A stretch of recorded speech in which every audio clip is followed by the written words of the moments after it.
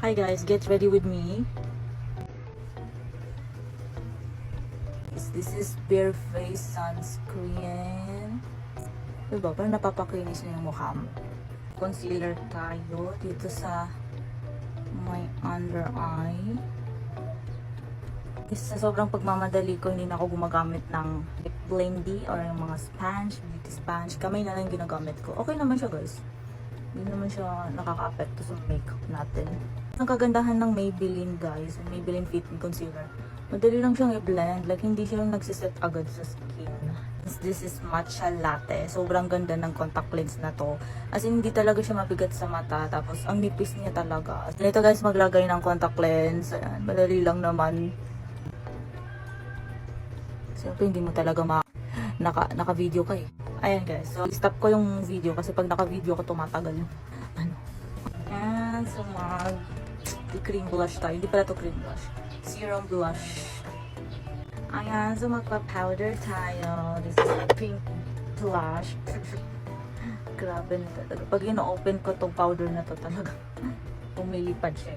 Mas katatapos ko lang mag-kilay. So, maglalagay tayo ng eyebrow mascara. Mag-curl tayo. Guys, ang tagal ko nang hindi nakakabili ulit ng ng mascara. Hindi pa kasi ito na-uubos. Kaya, ito muna gagamitin ko hanggang sa maubos ng maubos. So this is my eyeliner for today's video. This is a brown eyeliner. Gusto ko ngayon yung brown eyeliner kasi hindi na siya medyo, hindi siya medyo OA tignan. O, parang natural lang din siya. Ang hilig mo sa word na natural.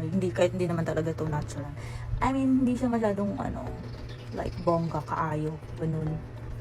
Mag-blush tayo ng powder blush, yung pink. Wala pa bang highlighter dito? Naglalagay ako ng highlighter dyan. Tapos dito rin guys sa baba, naglalagay din ako siya ng highlighter.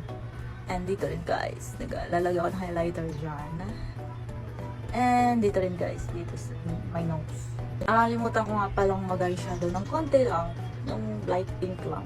So, usually dapat nauna yung eyeshadow bago yung eyeliner. But anyway, so mag-lipstick na tayo guys.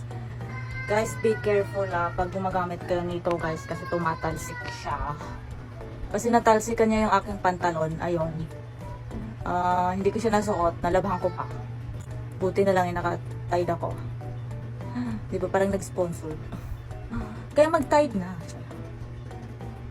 Tide kasi yung gamit ko. So, mabilis talaga makawala ng mancha yung tide.